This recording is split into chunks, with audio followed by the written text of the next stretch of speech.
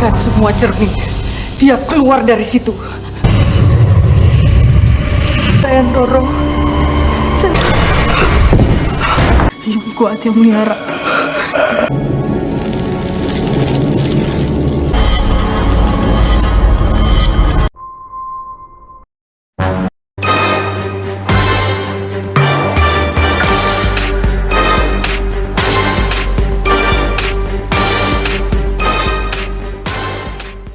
Nah guys, kali ini gue mau lanjutin sequel berikutnya dari film Kuntilanak generasi pertama.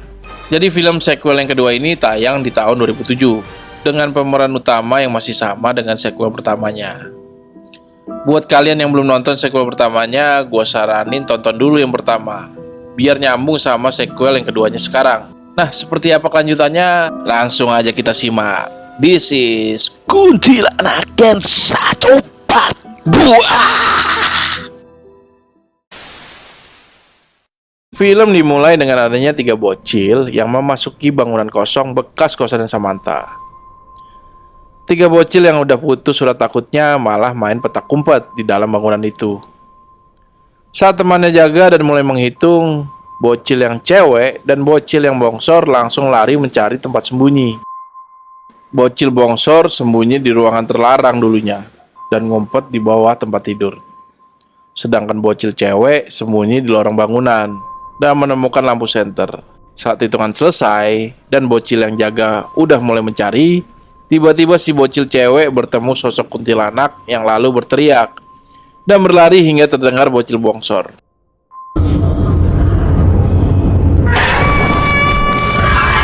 Nah, bocil bongsor yang mendengar langsung keluar dari tempat persembunyiannya. Tapi dia ditampakkan juga hal yang sama, yaitu kepala kuntilanak. Sedangkan bocil jaga menemukan sosok yang sedang menangis. Begitu ditegur, ternyata itu juga sosok kuntilanak. Bocil jaga pun langsung lari dari situ. Hingga akhirnya mereka bertiga pun bertemu. Dan mereka tiba-tiba seperti ada yang menuntun untuk menuju ke ruangan terlarang. Dan mereka berhenti di depan cermin Mangku Jiwo. Di situ mereka menyadari kalau mereka udah jadi tumbalnya kuntilanak. Kemudian scene berganti di mana Samantha lagi naik taksi.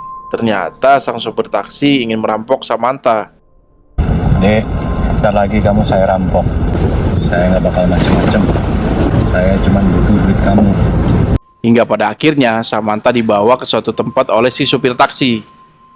Di situ Samantha menyerahkan dompetnya lalu turun dari taksi. Nah, si supir yang melihat isi dompetnya merasa kurang dengan uang yang dimiliki Samantha. Supir taksinya pun turun lalu memaksa untuk menyerahkan lagi uang yang dimiliki Samantha. Dengan tenangnya Samantha menghampiri sang supir dan berbisik dengan nyanyian Lingsir Wengi. Nah, sang supir pun lalu langsung mimisan plus keliengan yang lalu masuk ke mobilnya. Tapi saat si supir mau ngelihat Samantha lagi lewat jendelanya, tiba-tiba jendelanya terangkat sendiri hingga membuat si supir terjepit dan meninggoy. Di tempat lain ada seorang pebisnis yang merasa kecewa pada Pak Madeng karena udah melakukan pesugihan dengan badan mahal tapi bisnisnya tetap gak berkembang. Ternyata Pak Madeng adalah anggota Mangku Jiwo yang diketuai oleh Ndoro Sukma. Nah, Pak Madeng yang kesal mendengar keocehan si pebisnis itu menyuruh ajudannya untuk menyerangnya hingga meninggoy. Setelah itu Pak Madeng rapat dengan anggota Mangku Jiwo yang lainnya. Di sini mereka semua tahu kalau Ndoro Sukma dikalahkan sama pewaris baru. Dan mereka harus mencari Samantha agar bisnis pesugihan mereka bisa terus berjalan. Jadi guys, mereka memanfaatkan kuntilanak untuk bisnis pesugihan yang menginginkannya. Nah, yang bisa mengendalikan kuntilanak itu adalah si Samantha. Jadi mereka harus bisa memaksa Samantha ada di lingkungan Mangku Jiwo. Scene kemudian pindah ke Samantha yang udah menemukan kosan baru di sebuah ruko. Tidak lupa juga dia membawa cermin Mangku Jiwo yang udah dulu sampai di kosan itu. Nah, anak pemilik kos yang bernama Yeni ketakutan melihat Samantha yang begitu dingin sikapnya. Sepertinya juga Yeni ini adalah bocil indie guys. Di tempat lain Agung terbangun dari tidurnya karena rasa trauma pada kejadian kuntilanak dulu. Dibarengin dengan datangnya Iwang.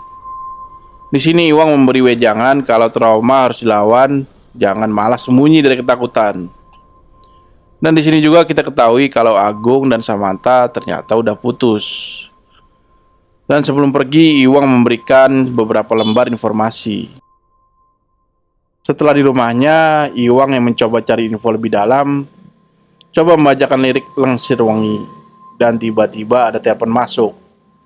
Begitu diangkat, ternyata itu adalah Samantha yang menelpon. Mungkin karena Samantha punya indera keenam, jadi tahu kalau Iwang ikut campur terlalu jauh. Jadinya Samantha kesal dan hanya menyanyikan Lengsir Wengi di telepon itu, yang membuat Iwang jadi mimisan dan kemudian panik.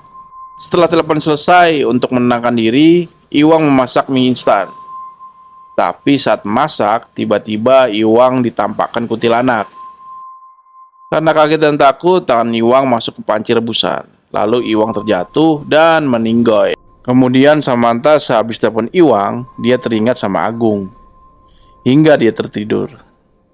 Dan kemudian terbangun karena kehadirannya Ndoro Sukma. Di sini Ndoro Sukma menjelaskan kalau dia menyesal udah memelihara kuntilanak yang membuatnya jadi jauh pada agama. Yang ada sekarang hanya penyesalan. Setelah Ndoro Sukma menghilang, Samantha yang bercermin, tiba-tiba dirinya yang dicermin keluar dari cermin. Lalu kemudian memprovokasinya. Hingga Samantha adu mekanik dengan bayangannya dirinya sendiri. Yang akhirnya Samantha yang ori memenangkan duel tersebut. Lo yang pergi. Saat selesai adu mekanik, tiba-tiba pemilik kos mendatangi kamar Samantha karena mendengar suara gaduh. Di situ Yeni melihat sosok kuntilanak yang membuat Yeni ketakutan. Esok harinya Agung mendapat kabar dari ibunya Iwang kalau Iwang meninggoy. Mendengar itu, Agung yang masih depresi karena traumanya jadi tambah depresi lagi. Tapi tiba-tiba Agung mengingat wejangan dari Iwang kalau harus menghadapi dan melawan traumanya. Nah, malamnya Agung mendatangi bekas kosan Samantha. Dia masuk ke ruangan terlarang dan mengambil sebuah buku tentang Mangkujiwo.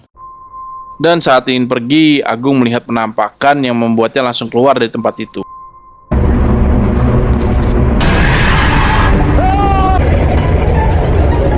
Di tempat lain, Bu Yanti mengirimkan pesan gaib pada Samantha.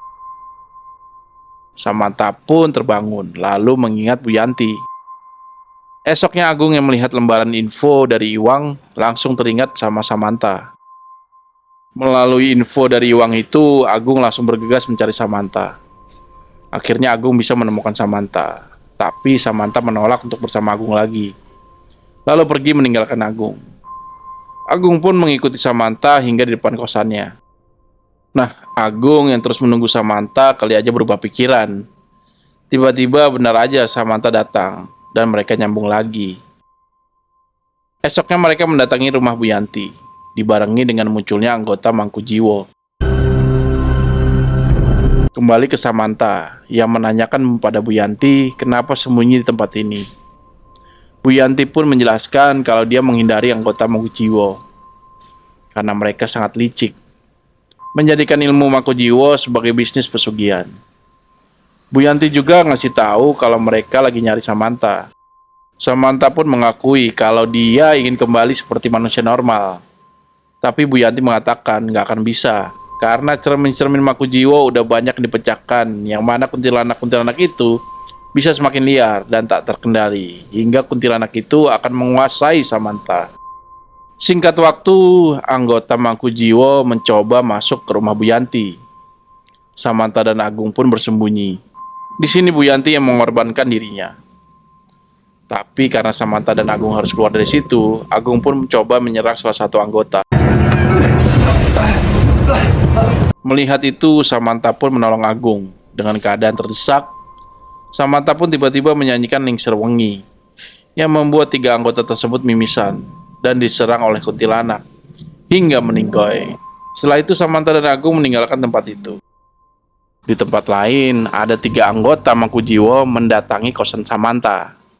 Samantha yang udah di kosannya bersama Agung mencoba cari tahu yang dikatakan Bu Yanti lewat buku Mangkujiwo. Nggak lama Yeni dan kakeknya datang dan mereka mendengar suara teriakan yang mencari Samantha. Kakeknya Yeni pun mengajak untuk bersembunyi tempat rahasianya. Mereka pun menuju ke tempat rahasia itu. Setibanya di sana, ternyata guys, si kakeknya Yeni berkhianat. Dia menjebak Samantha pada anggota Mangkujiwo. Mereka pun akhirnya ditangkap dan disekap, lalu dibawa ke sebuah tempat. Di situ Samantha dipaksa mengeluarkan kemampuannya dan memaksa untuk terus mengikuti mereka dengan cara menyakiti Agung. Ayo Marandoro, lepaskan marah. Karena menggunakan Agung tak bisa memprovokasi, akhirnya mereka menggunakan Yeni untuk memprovokasi Samantha. Gak mempan juga pakai si Yeni, akhirnya tangan Samantha dilukai dan Samantha pun mengeluarkan kemampuannya.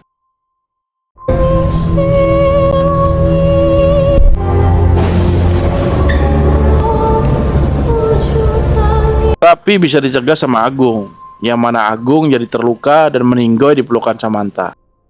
Nggak lama kemudian tiba-tiba para kuntilanak datang tanpa nyanyiin Lingsir Wengi.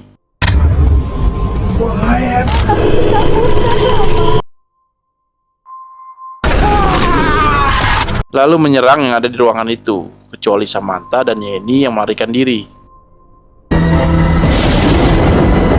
Nah, di sini anggota Mangkujiwo meninggoy semua, guys.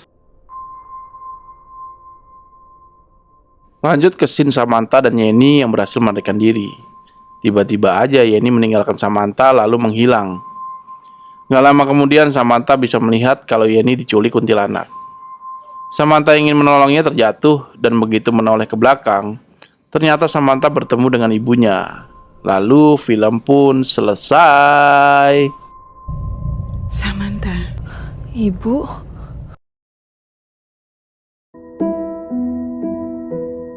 Nah guys, masih ada lanjutannya nih, atau sequel ketiganya yang akan kita bawain di video berikutnya. So stay tune terus ya guys. Buat kalian yang mau request film-film horor bisa DM ke IG kita di @bagianmalam. Jangan lupa di follow juga IG-nya ya guys. Terima kasih juga buat kalian yang udah mau menonton di channel ini. Buat kalian yang baru nonton, jangan lupa di subscribe, like, share, dan komen. Jangan lupa juga dinyalain lonceng notifikasinya supaya kalian tetap update dari film horor lainnya yang akan kita ceritakan. Oke guys, see you next video.